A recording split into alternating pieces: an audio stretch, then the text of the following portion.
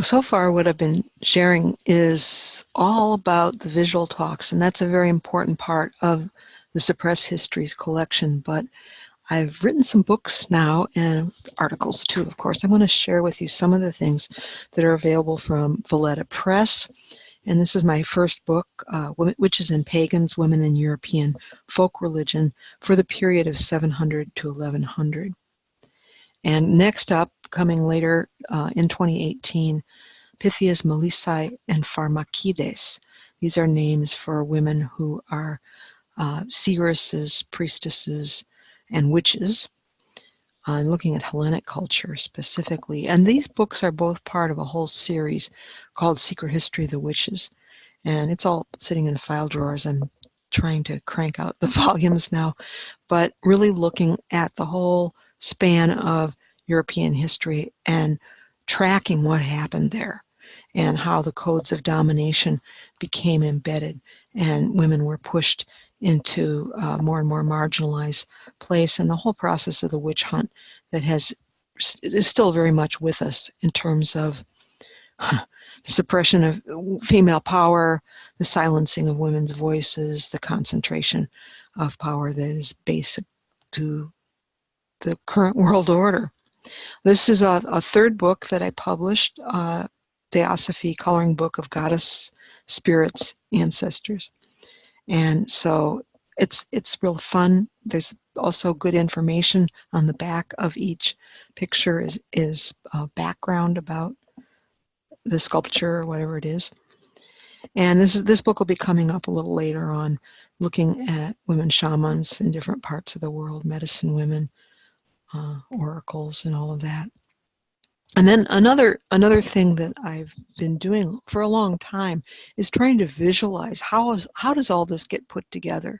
This was a meditation on architecture in Africa from all different periods, ancient Neolithic, megalithic monuments, and here's Hatshepsut's funerary temple, all the way up into modern architecture in some places. And this was one of my early attempts at maps that never really got completed, but it's like trying to visualize. You can see I worked a lot on Africa there in the early 70s, South America, North America, because those were places that just were not showing up in the histories that I was pouring through all these history books, and they were just gone, missing in action, but maybe I'll come back to this map someday. This one is for volume 10 of Secret History of the Witches, just visualizing where not just goddesses in Europe, but goddesses specifically connected to witches and what were they called in the various countries and regions.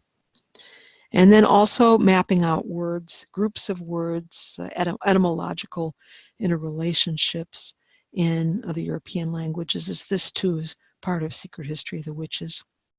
How these are all interrelated. These aren't necessarily etymological trees here, but showing interrelationship with various goddesses and fairy beings in the folk tradition. And also maps of time, the cycle of the year in the Celtic calendar, as well as looking at cultures. This is South America, and basically going from east to north to west to south. And there's also sort of a sunrise, midday, sunset, and midnight time scheme going on in this painting, based a lot on archaeological finds. And then I've published a series of heritage posters. This one really kind of went viral on Pinterest and a lot of on Facebook, just to show the universality of the ancient female icons.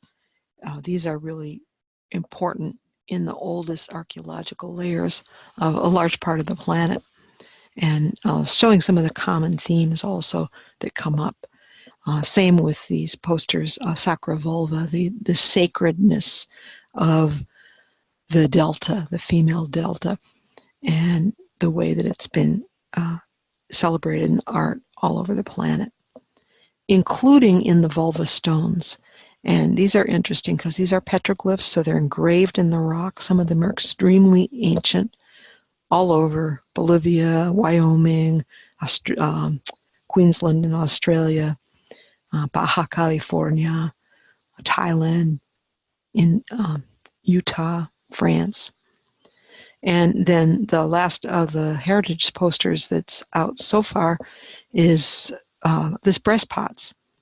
And there again, a lot of the themes you'll see repeated. I mean, Germany and the Philippines, they have the same concept of breasts going all the way around the pot. And then in other places, this whole top row, Iran, Japan, different places, Tennessee, same basic concept. So it's interesting to explore that and see how things arise independently. And there's also a visual talk on this subject of breasts, which also appears as this print, smaller print.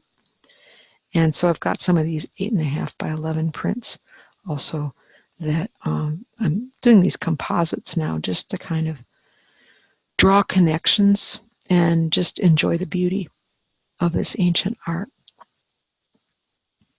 So come on in.